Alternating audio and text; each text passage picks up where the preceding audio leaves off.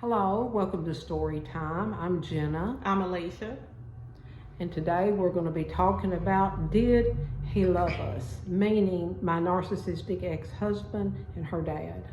So I always felt like I was kind of a pawn in my dad's game. I never felt like I was really loved. I felt like he needed a family, a cover story for his ministry. He called himself the street preacher, and he needed a show to put on for supporters. So having a wife and 6 children made him look like this family man, this man of God, when in reality he was abusive behind the scenes.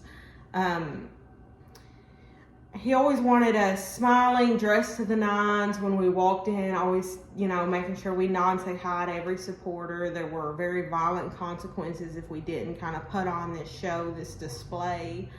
But for me, when I think back about it, nothing ever felt authentic. I remember questioning a lot if anything was real, because I felt like I was living in kind of a vision. From whether it was in churches or anywhere we went with my dad, we were made sure be quiet, don't speak, and it shows in churches how we were all quiet, not moving a muscle. Kids don't act like that. Normal kids are rowdy, they get bored, they complain, they get hungry, they want to go to the bathroom a million times just so they can get up and run around. Normal children don't just sit there kind of with their heads down, being quiet and jumping or flinching when their father reaches for them. Another thing my dad used to make us do is in the middle of church, or like at the beginning of church, they would have choir go up, the choir that had practiced at that church. And we would travel to different churches every Sunday, so we weren't really super familiar with the people there. Well, as the choir would start singing, my dad would make us get up and go join the choir, which was really humiliating. We didn't know the songs. A lot of times there wasn't room, so we'd kind of be intruding, and it made it look like us kids wanted to go up there and be a part of the choir, and we were taking kind of the initiative. And some people thought it was sweet, and the look of it was sweet, but that wasn't really who we were. We were humiliated to have to get up and kind of interrupt church, and if we didn't go, my dad would get angry about it, which we always did end up going because we were all terrified of my dad. But going up and singing in the choir, I just remember how embarrassing that was, to not know people in the church and have to get up and sing in front of a group of people. So I remember my dad threatening before church one time. He was like, y'all may have to go up and say something in front of the church. And I was always terrified of public speaking, and here I was in a room full of people I really didn't know.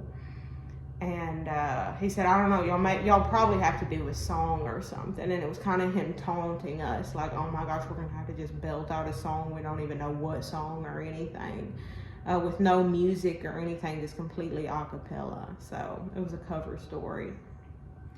So yeah, the things about me, I always sang before he preached and or give a testimony.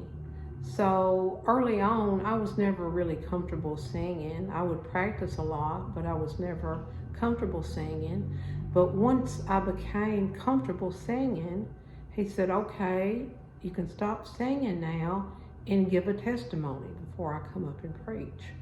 So I did that, and I would study and prepare and do that. And he, one time, and in particular, he would whisper to me before I would go up to give a testimony. He would say, remember, they're here to see me, not you. And so as I was going up, those words were ringing in my ears like, well, it really doesn't matter what I say, right? They're here to see him.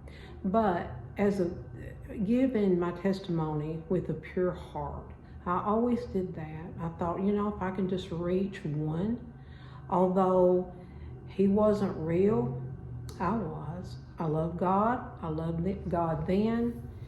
And but we have to remember that is abuse when a man of God, a husband, will say that, because basically he wanted it to be all about him. But he had to have the wife and the family as a front.